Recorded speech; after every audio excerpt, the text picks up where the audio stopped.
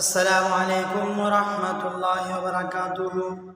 হযরত আলী ও যুবাইর রাদিয়াল্লাহু তাআলা আনহু সম্পর্কে ভবিষ্যবাণী।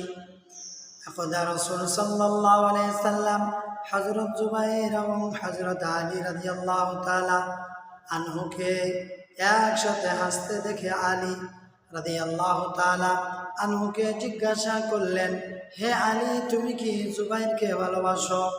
হযরত আলী রাদিয়াল্লাহু তাআলা আনহু আরজ করলেন, হে আল্লাহর রাসূল, আমি কেমন করে তাকে ভালোবাসবো না?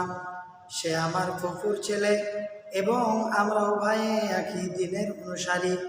অতঃপর রাসূল সাল্লাল্লাহু আলাইহি সাল্লাম হযরত যুবাইর রাদিয়াল্লাহু তাআলা আনহুকে জিজ্ঞাসা করলেন, হে যুবাইর,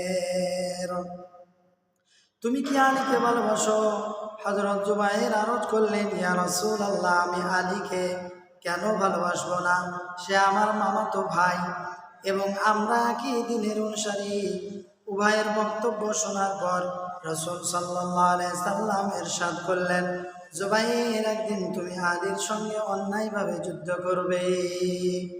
পরবর্তীতে জালেমের যুদ্ধে হযরত যুবাইর হযরত আলীর মোকাবেলা করলেন।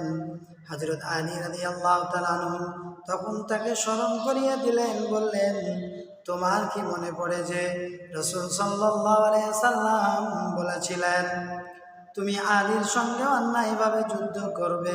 হযরত যুবাইর বললেন, হ্যাঁ, রাসূল সাল্লাল্লাহু আলাইহি সাল্লাম এটা বলেছিলেন বটে, কিন্তু আমার তা স্মরণ ছিল না।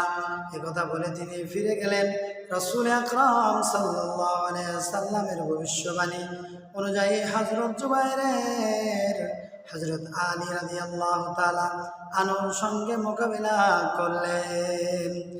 এদিকে আরো পরের ঘটনা হলো, হযরত যুবাইর রাদিয়াল্লাহু তাআলা আনহু ঘুমন্ত অবস্থায় ইবনে জাবরুদ কর্তৃক শাহাদাত বরণ করেন।